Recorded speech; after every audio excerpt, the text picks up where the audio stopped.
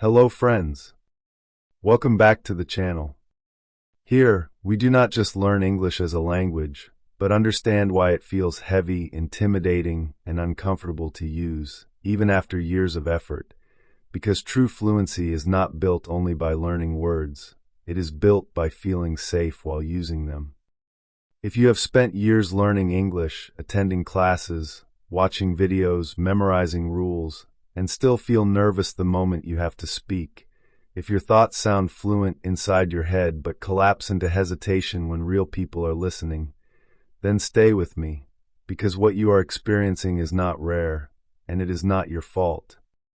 Take a second to like this video if this struggle feels familiar, and subscribe to the channel if you want content that fixes the inner block behind English confidence, not just the outer language, because what you are about to hear may finally explain what years of learning never could.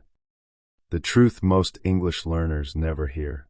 Here is the truth that changes everything once you understand it clearly. You do not feel insecure because your English is weak. You feel insecure because of how your brain learned to experience English. From the very beginning, English was not introduced to you as a tool for expression, but as a subject where mistakes were visible, corrections were immediate, and comparison was constant. Every wrong pronunciation felt embarrassing. Every grammar mistake felt like exposure. Slowly, without you noticing, your mind created a silent rule. Speaking English is dangerous. Why your body panics even when your mind knows the answer. This is why, even today, after years of learning, your body reacts before your logic does. Your heart beats faster. Your voice changes. Your confidence drops. This is not because you forgot English. It is because your brain remembers fear. When you speak, you are not only forming sentences, you are reliving old moments where English felt like a test you could fail in front of others. Your brain is trying to protect you, not embarrass you. It believes that silence is safer than speaking incorrectly, because in the past, silence protected you from judgment.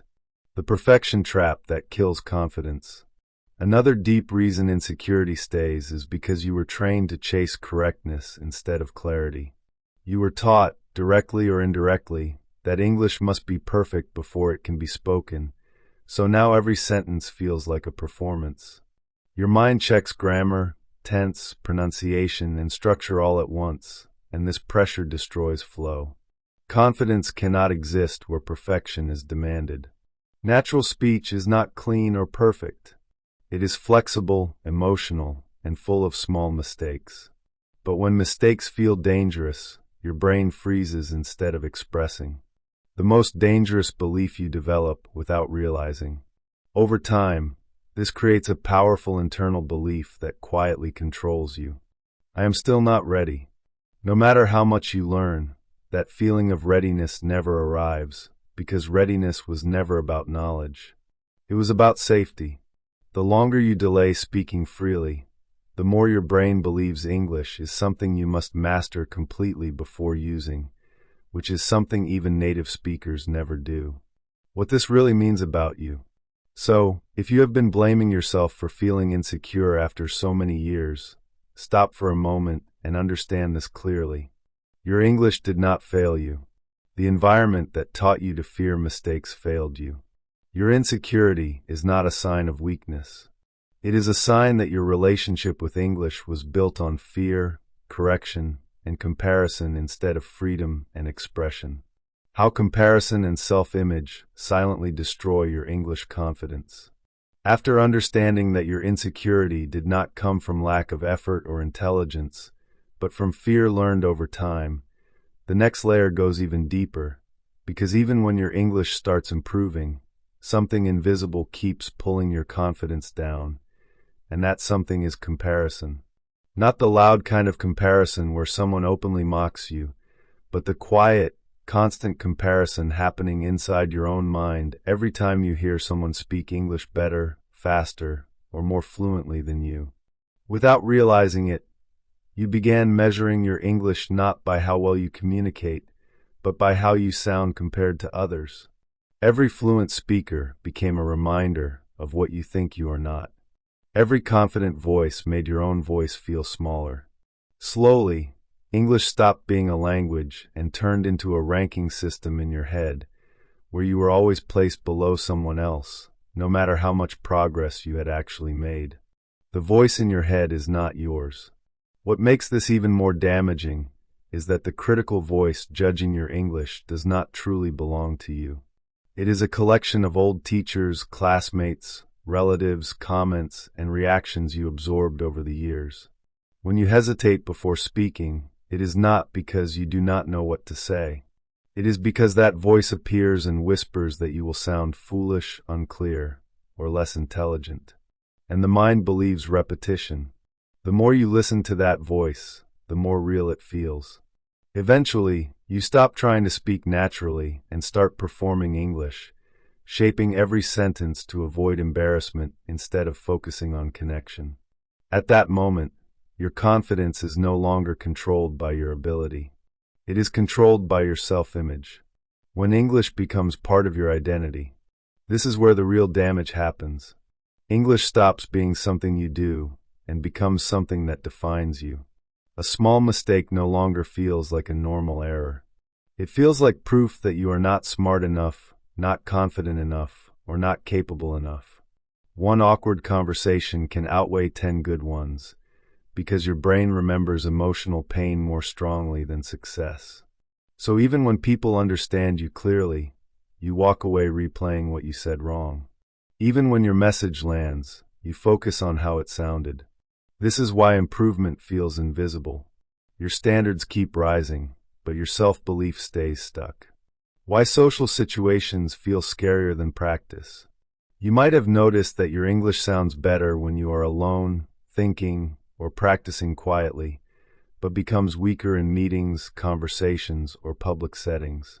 This is not because your English disappears. It is because social situations activate self-image.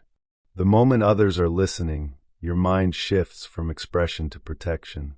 You are no longer asking, "What do I want to say?" You are asking, "How will this sound?" That single shift changes everything. Fluency drops. Hesitation increases.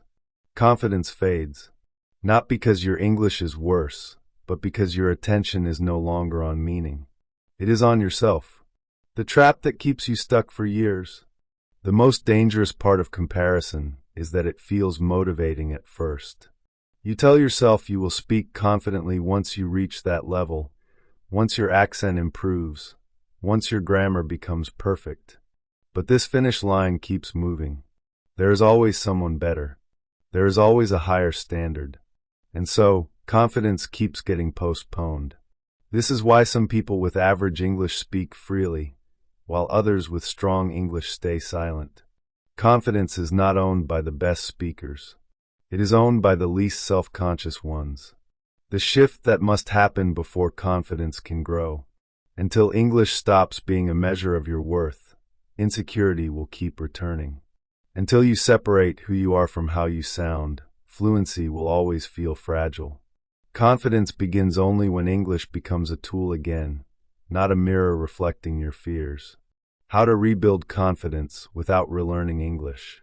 Now that you understand where the insecurity comes from and how comparison and self-image quietly keep it alive, the final shift is about rebuilding confidence in a way that does not require starting English all over again, because the truth is, you do not need more grammar, more vocabulary, or more courses.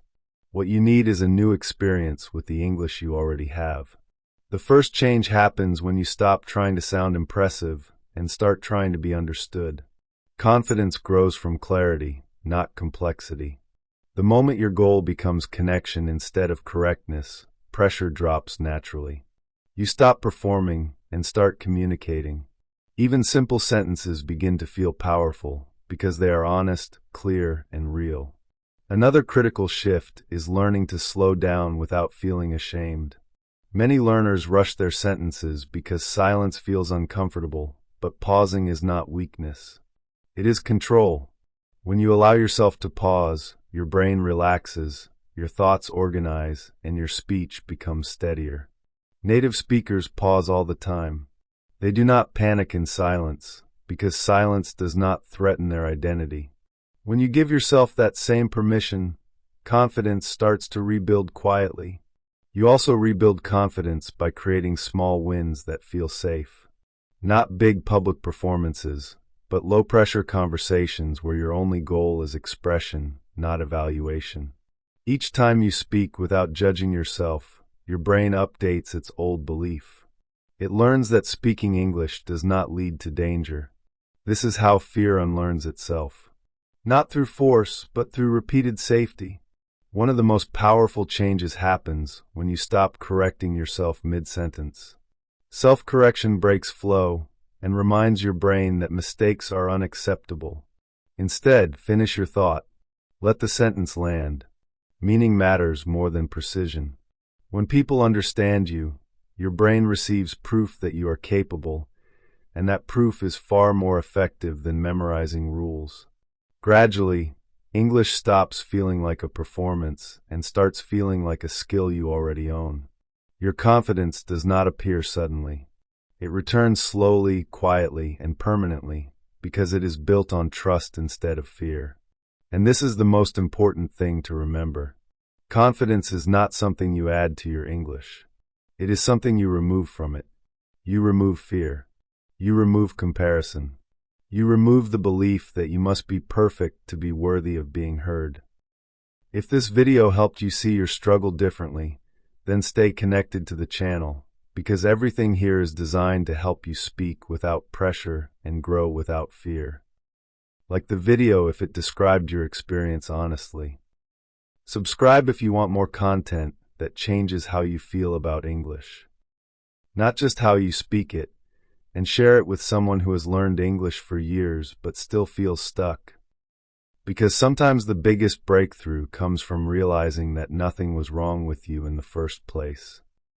Thank you for watching, and I will see you in the next video.